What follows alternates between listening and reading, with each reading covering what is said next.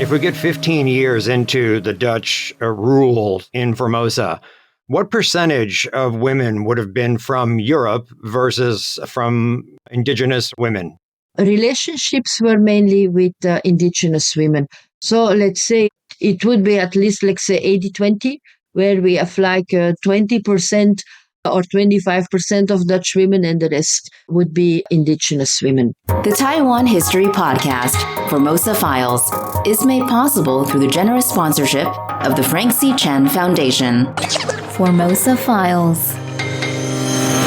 Hey folks, welcome to Formosa Files, and we are continuing our 10-part series on the 400th anniversary of the Dutch in Taiwan, and we are super blessed to have an expert in this area with us today on Formosa Files. She is a professor at the National Taiwan Normal University, and get this, she speaks Dutch, English, French, German, Mandarin Chinese, and also a bit of Japanese and Taiyu.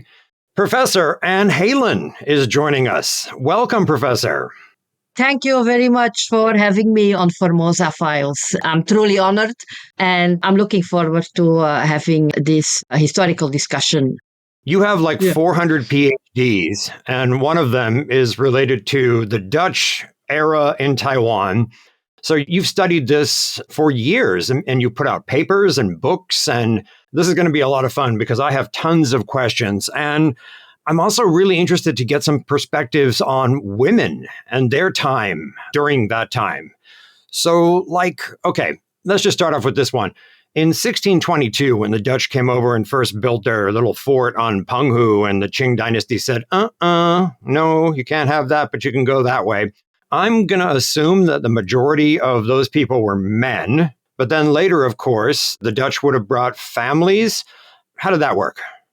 Good, yeah. About my 400 PhDs, I actually started out with the Japanese colonial period, and it was in coming back to Taiwan in 2008 that I was kindly asked, or I ventured into the 17th century, having the fact that my native tongue is Flemish, which is easier for us to read these 17th century documents, which is, of course, an advantage if we are working on the 17th century history. Now, coming back to your question, 1622, we have these voyages coming all the way from the harbors in the Netherlands, make it around the Cape. That's why it's called the Cape of the Good Hope. And finally arriving at anchoring, what we now today call Anping. Yes, indeed, you're right. They were mainly men. We also have to make a note. These were not necessarily inhabitants of what we call today the Netherlands. So we also had people coming from what at the time were the southern Netherlands, which is now Belgium. So we had Flemish-speaking people, we had French-speaking people, we had a number of German-speaking people, as well as Scandinavians, because they were the skilled boat workers, shipbuilders. So we had a whole bunch of mainly male professions. So these men were on these ships for about a year. They had to survive off the food and the provisions that they brought with them. And the importance of the Cape of the Good Hope was precisely by then, if they made it to the Cape, they could anchor there, they could get fresh water, fresh fruits and vegetables. And this could then beat some of the diseases that were ongoing on these ships. Now, your question about their bringing their families, this took a little while, since if I wanted to be employed in Formosa or any of the other factories that the United East India Company, the VOC, had established, one needed a letter of attestation. So one needed a letter which was kind of your visa for entrance, that you had proper behavior, and if these were approved, then one could go off the ships and be employed. Now, this was not only for the men, but also for the women. Now, coming to the women, in general, very few Dutch women joined these ships, and this was also within the spirit of the times. One could apply for one's wife from the Netherlands to come over, and then usually it was first to Batavia, where the headquarters were, and from Batavia then take the first coming ship that was sailing to Formosa. Now, there was, of course, always a shortage of women, very much encouraged for Dutch women to go although there were calls from one of the first governors that men have needs, so the question was from Batavia to have a shipload of women to also come. This turned out not to be as promising as the pioneering Dutch of the Calvinist community wished for, especially from the higher hand, because a number of these women were not particularly devoteful housewives. So those would be Dutch women coming from Batavia or Indonesian? Yeah. No, this was from the Netherlands to Batavia, but this was in the early 20s. And the decision made was a number of these girls were not appropriate to make good Dutch housewives and behave properly in a Calvinist way, in a very Protestant way. So within the spirit of pragmatism, of making things work and gaining a profit where it's possible, it was decided that the relationships with the indigenous women, which had been taking place, were to be encouraged. If I was a Swedish, Dutch, Flemish person joining the VOC in 1620, what would have been my motivation for wanting to come to Formosa in the first place? I mean, adventure, but no, right? It's got to be money. Yeah, but adventure was also linked to money. I mean, you had the population growth in, call it, the Low Countries as well. There was mobility from the countryside to the cities.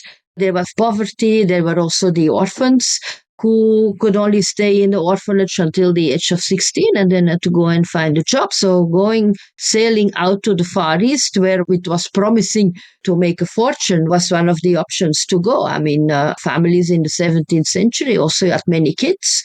No, a number of them also didn't survive, but it was an option for one of the sons who came from an agricultural background, moving to the cities to make a living.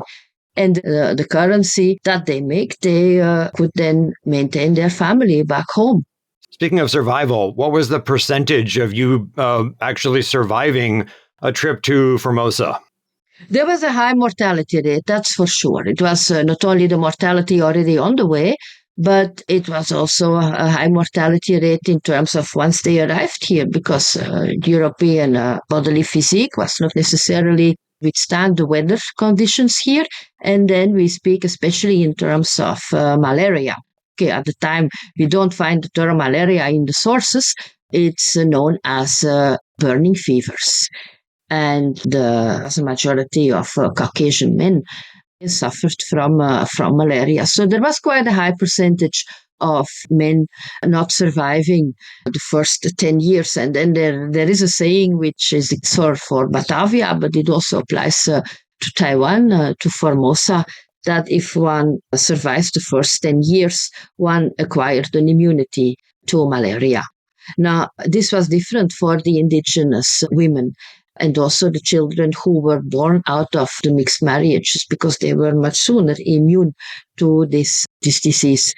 In Formosa particularly, it was the south, so the southern part of the island was definitely not favored by the VOC employees to go and either teach there in the schools or conduct the political commissioner duties, such as collecting taxes and making sure that the indigenous communities among which there were Dutchmen living were acting in a proper Christian manner. In a Christian manner, yeah. Mm-hmm.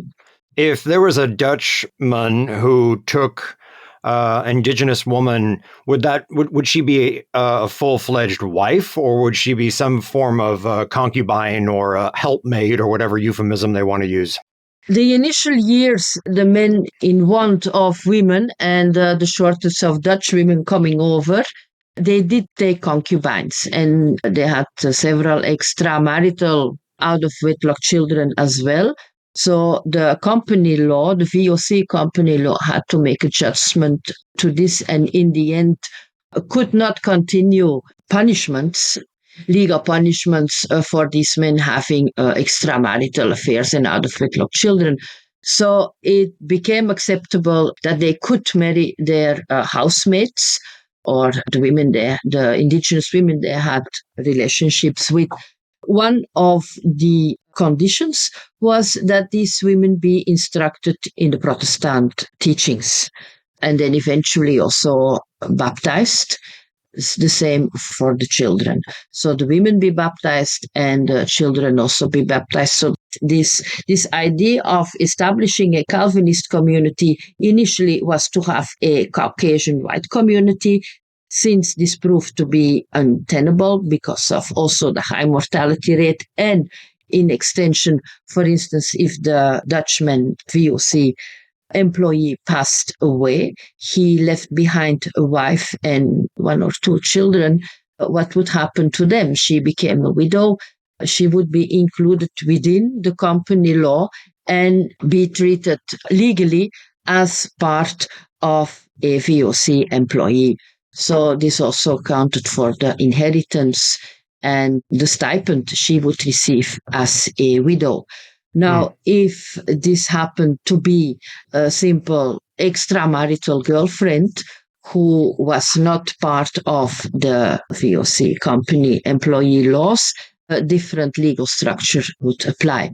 So it was to the interest of the Dutchmen taking indigenous wives that they were instructed in the Christian teachings and eventually also be baptized to be part of the community. And this then formed the establishment of a pioneering Dutch community consisting out of Dutchmen or European men marrying indigenous women. What about the inheritance going the other way? So an indigenous woman, would she have owned any property perhaps? Because some of the tribes were based on the female line. Would the Dutch men inherit indigenous lands? Dutch rule in general was like, fine, we come here, the land is ours, it's all crown land, and we lease it to you. So we totally kind of more or less forget that this is actually your territory, your space here. It's now ours, and we lease it to you. And then the Chinese migration that came over were working these lands, were also paying taxes for uses of the land as well. Now, with the matrilineal line, so we are talking in terms of the 17th century Calvinist church. It's mainly a patrilineal, male-dominated society where the idea of having women who run the show was rather strange, right? So the matrilineal aspect of the priestesses, and this is then also some of the research that has been done, the indigenous priestesses, the shamans, were not supposed to be on the same level as the Dutchmen. So they were, call it in a very nice way, done away with. Done away with in terms of being banned, being sent out to Batavia also as slaves. So this matrilineal aspect of society that was indigenous to the Siraya too was curtailed. This doesn't mean that it was totally eradicated. It still continued to exist. And one of the elements that was closely aligned with this matrilineal society was also that girls could not give birth until a certain age. And a certain age, in the source, it says 37 years old. Now, we have to also think in terms of how the seasons also played a role in deciding the age, which one was. So until the age of 37, let's say, or in the late 20s, if one was conceived and was pregnant, there was the custom of the abortion through massaging. And we do see in the daily journals several instances where actually some of the indigenous women who were married to Dutchmen, whether schoolmasters, attendants to the Sikhs or soldiers, where they actually do get pregnant and at a fairly late stage in the pregnancy, giving birth to a stillborn child, which of course becomes a court case because first of all, she had forsaken being her indigenous status living in a matrilineal society by marrying a Dutchman and in so doing being instructed in the Christian teachings and entering the company life and also the company legal structure. Now, when she, for whatever reason that is not being considered here, decides not to keep the child, not to continue with the pregnancy and interrupt the pregnancy, then this was not acceptable within the Christian teaching, within Christianity, but also within the company law. So she has to be punished, and she is then being sent to what we call the working house for women. And the first one that we read in the sources described is set up in the 1640s. It's also around these years that the Dutch pioneering society starts to take root in Taiwan. If we get 15 years into the Dutch rule, so to speak, in Formosa, what percentage of women would have been from Europe versus from indigenous or perhaps Chinese women? Okay, question on the Chinese women. We do see occasional voyages chunks where Chinese labor force were coming over, also containing some of the women. Now, so far, my reading most within in these daily journals and the missives, so the resolutions, the correspondence, shows that the dealings with the Chinese were mainly the men, and this is and also in terms of finances quite a lot. Relationships were mainly with indigenous women. So let's say it would be at least, let's say, 80-20, where we have like 20% of or 25% of Dutch women, and the rest would be indigenous women. That's a lot of what we say in Chinese, 混血, kids running around. Yeah, yes, that's true. But then the infants, I mean, the children would also have to survive, and once they were born, and the Dutch were not 500 years in Taiwan, and we're talking about 38 years plus 4 and odd 40 years. And the children born from the mixed marriages, as we would call it now, they not necessarily also stayed in Taiwan. So these children were also going with the parents, whether if the father was with the Dutch father, would depart from Formosa in the 1660s. Women were basically expected to be housewives and teachers, perhaps. But did they also serve as missionaries, or were some women in places of power, had control? How did it work? Women were usually in the position of the housewife and looking after the children. So we do the material that we do have of the ministers, so the referents coming over. Either they married here, which was one of the first missionary, the first clergyman, Candidius. He did ask the permission to marry a local girl, an indigenous girl, in order to find more entrance and more acceptance within the community, with the aim of establishing schools, religious schools. Other missionaries, other reverends, we hear that they brought their wives, but the story of the wife is more on the background. It's not really being the teacher in the school. It's taking care of his needs and the family. Now we have to actually also take into account that the material that we have available, so these daily journals, these resolutions, these works were all written by men.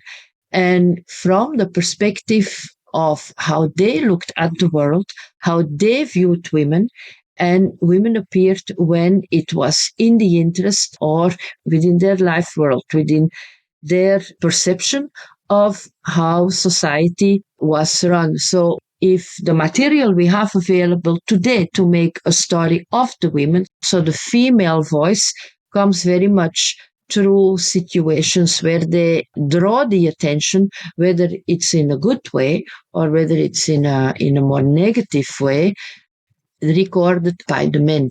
So what materials we have to go look at is we have like the church minutes, or the minutes of the consistory.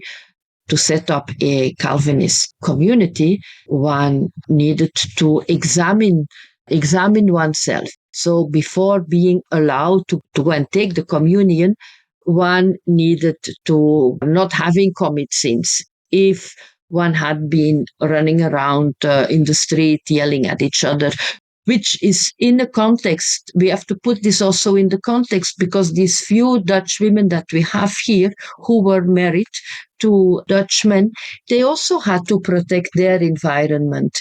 And this was not always very easy. So occasionally they were not on perfect terms with one another. We have other situations where both men and women couldn't mentally deal with the situation very much either. So you end up consume a little bit too much alcohol at times, which was also available. Or you have outright fights. I mean, this is human nature, and this is another. I mean, environment could be pretty harsh. We have the summer disease, where the entire when a whole number of schoolmasters just passed away because they fell ill and passed away. So, okay, all at once, as a wife, you become a widow. What are you going to do? Or you have to find another husband in order to survive.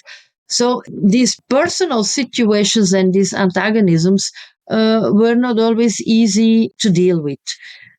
With all this death going on, one assumes that both men and women would have possibly been remarried several times in their lifetimes. Yeah.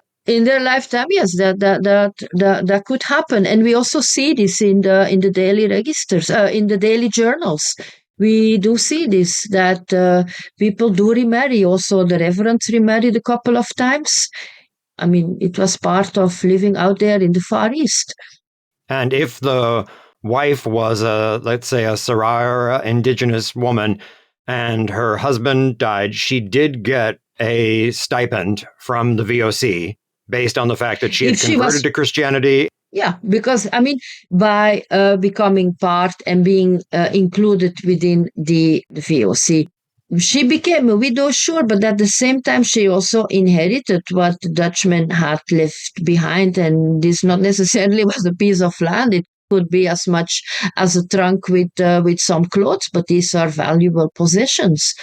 So if she then remarried, and she remarried back in her community, these possessions would get lost from the company. So that's why, in order to protect the little property they had here, she was included in the VOC legal structure.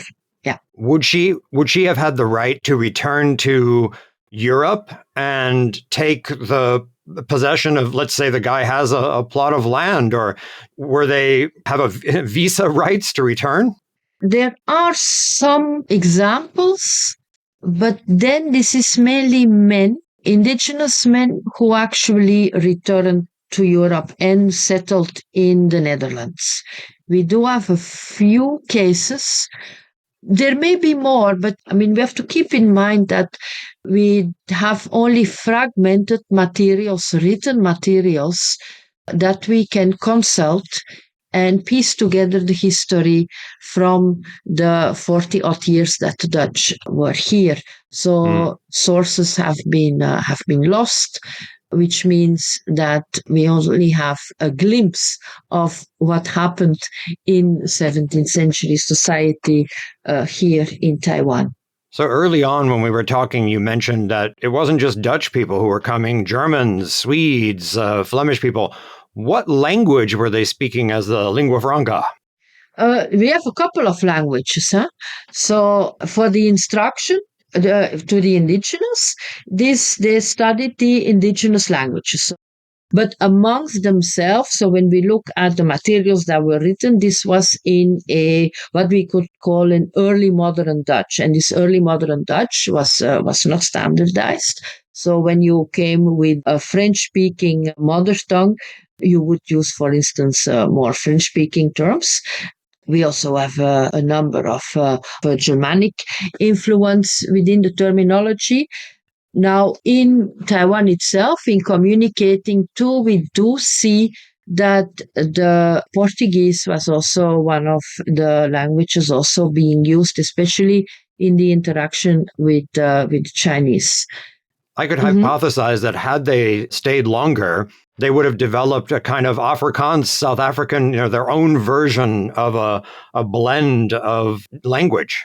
If they would have stayed longer, a blend of Afrikaans, yeah, sure, this could have been the case. because then you have this influx also of indigenous terminology, of indigenous languages. Sure, why not? If they would have stayed longer, yeah. But we're told that from the late 1640s, actually, the directive from Batavia, so from the headquarters, was to start the instruction in Dutch and translate the catechisms, use the catechisms, the religious teaching materials in Dutch, and no longer the translation in one of the indigenous languages. And baptism was also it would also be in Dutch, yeah. So definitely we can say, okay, Dutch, the first modern language of Taiwan, yeah, there is a point.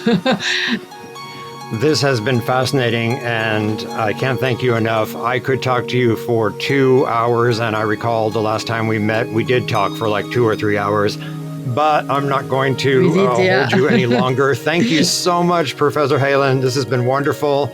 Appreciate it. I'm going to put all the links to the various publications that you've done in the show notes. And yeah, just thank you very much. Okay. Thank you very much, Eric. It was my pleasure.